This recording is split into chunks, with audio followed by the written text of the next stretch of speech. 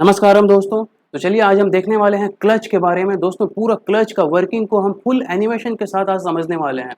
आप वीडियो में हमारे साथ अंत तक बने रहिए।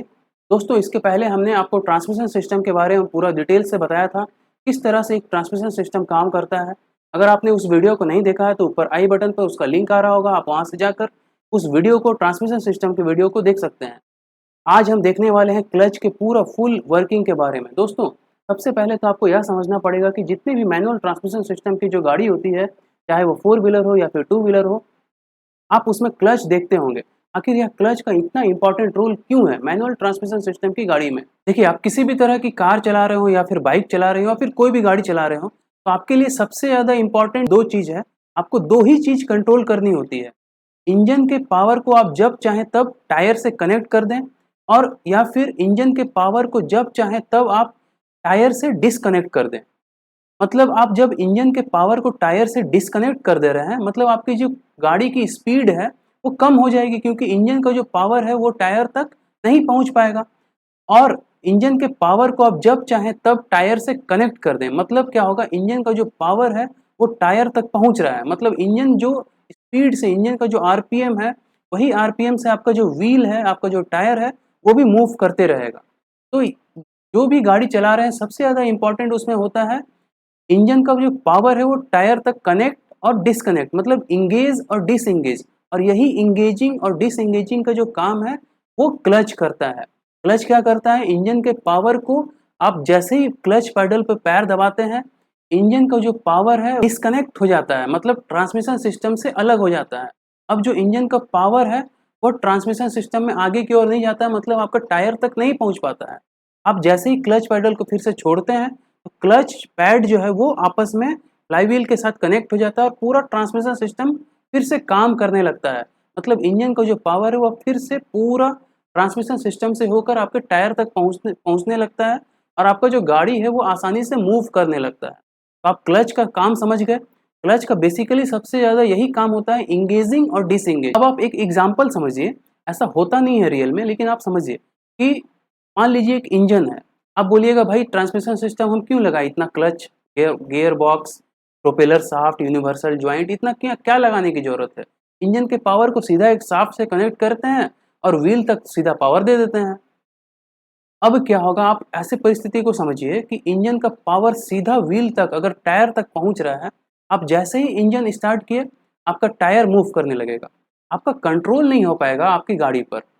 आप जब चाहें तब गाड़ी के स्पीड को स्लो नहीं कर सकते हैं, ज़्यादा नहीं कर सकते हैं। तो ये सब प्रॉब्लम्स अराइज हो जाएगी। इसी समस्या को दूर करने के लिए हम क्या किए, एक गियर बॉक्स लगाए। ठीक है, अब हम एक गियर बॉक्स लगा दिए, उसमें एक लीवर है, वो न्यूट्रल गियर पर रहता है हमें। अब जब आप अपने इंजन को स्टार्ट करते हैं, तो आप अपने लीवर को न्यूट्रल गियर पर रखते हैं। उससे क्या होता है, गाड़ी का मूवमेंट जो है वो नहीं होता है। आप इंजन स्टार्ट किए, न्यूट्रल गियर में है, तो आपका गाड़ी जो है वो आगे की ओर मूव नहीं करेगा। अब आप अगर न्यूट्रल गियर से एक नंबर गियर पे अपनी गाड़ी को शिफ्टिंग करते हैं, तो आपका क्या है, इंजन को जो पावर है वो गियर बॉक्स के थ्रू टायर तक पावर जो है वो पहुंचता है। अब आपका टायर जो है वो मूव करने लगता है, आपका गाड़ी आगे की ओर बढ़ने लगता है। अब क्या हुआ, यहाँ पर एक समस्या आ गई कि आपको अपने गियर का फिर से न्यूट्रल गियर पे नहीं लाना है। आपको जो नंबर गियर पे, आप अगर एक नंबर पे हैं तो एक ही नंबर पे, दो नंबर पे हैं तो दो ही नंबर पे। अगर जिस गियर पे आप हैं उसी गियर पे अगर आपको अपनी गाड़ी की स्पीड को कम करना है या फिर ब्रेक लगाना है, तब यहाँ पर दिक्कत आने लगी। ठीक है, तो इसी समस्या को दूर करने के लिए हम लगाए वहाँ पर अब क्लच पैड। क्लच पैड जैसे ही आप प्रेस करते हैं तो क्या होता है, इंजन का जो पावर है वो ट्रांसमिशन सिस्टम से अलग हो जाता है। मतलब इंजन को जो पावर है अब वो व्हील तक, टायर तक पहुंचेगा ही नहीं। तो उससे क्या होगा, आपको गियर शिफ्टिंग में या फिर ब्रेक लगाने में आसानी होता है। आपको फुल एनिमेशन के थ्रू हम दिखाते हैं कि क्लच पैड कैसे काम करता है। सामने क्लच असेंबली का एक एक पार्ट्स दिख पा रहा होगा। सबसे पहले जो है वो फ्लाई व्हील। फ्लाई व्हील जो है वो इंजन के क्रैंक शाफ्ट के साथ कनेक्ट रहता है, और यह जो इंजन के पावर से क्रैंक शाफ्ट मूव करता है, जिसके आपका फ्लाई व्हील जो है वो मूव करने लगता है। और इस फ्लाई व्हील के साथ हम क्लच डिस्क को कनेक्ट करते हैं। क्लच डिस्क जो है वो रफ लेयर का बना हुआ रहता है, और इसलिए होता है क्योंकि फ्रिक्शन ज़्यादा से ज़्यादा काम कर सके और वह फ्लाई व्हील को अच्छे से पकड़ कर रख सके। और इस क्लच डिस्क को हम प्रेशर प्लेट के माध्यम से फ्लाई व्हील के साथ कनेक्ट करते हैं। जैसा कि आपको स्क्रीन पर दिख पा रहा होगा, देखिए अब इसमें एक डायाफ्राम स्प्रिंग लगा हुआ रहता है। डायाफ्राम स्प्रिंग जो है वो काफ़ी ज़्यादा इंपॉर्टेंट रोल अदा करता है इस क्लच असेंबली में। वह इसलिए क्योंकि जब देखिए, जब आप इसके सेंटर पे अंदर की ओर इसको पुश करेंगे तो इसका आउटर सरफेस जो है वो बाहर की ओर मूव करता है। मतलब ये अपोजिट डायरेक्शन में मूवमेंट इसका होता है, इसलिए काफ़ी ज़्यादा इंपॉर्टेंट हो जाता है। और यह सबसे इंपॉर्टेंट पार्ट है एक तरह से अगर बोला जाए तो पूरा क्लच असेंबली का। अब क्लच हाउसिंग के साथ हम इस पूरे असेंबली को फ्लाई व्हील के साथ बोल्ट के माध्यम से कनेक्ट कर देते हैं। अब इंजन के पावर से क्रैंकशाफ्ट मूव करता है, जिससे फ्लाई व्हील मूव करता है, जिससे कि आपका पूरा क्लच असेंबली जो है वो मूव करने लगता है। अब देखिए, जैसे ही आप क्लच पैडल प्रेस करेंगे तो क्या होगा, क्लच बियरिंग जो है वो डायफ्राम स्प्रिंग को अंदर की ओर प्रेस करेगा, जिससे कि उसका आउटर सरफेस जो है वो बाहर की ओर आएगा। इस तरह से इंजन का पावर जो है वो ट्रांसमिशन सिस्टम से डिसएंगेज हो जाएगा। उसी तरह जब आप क्लच पैडल को छोड़ देंगे तो वापस से जो है वो डायफ्राम स्प्रिंग अपने ओरिजिनल पोजीशन पे आ जाएगा और इंजन को जो पावर है फिर से ट्रांसमिशन सिस्टम में पूरी तरह से जाने लगेगा, जिससे कि आपका टायर जो है वो मूवमेंट फिर से करने लगेगा।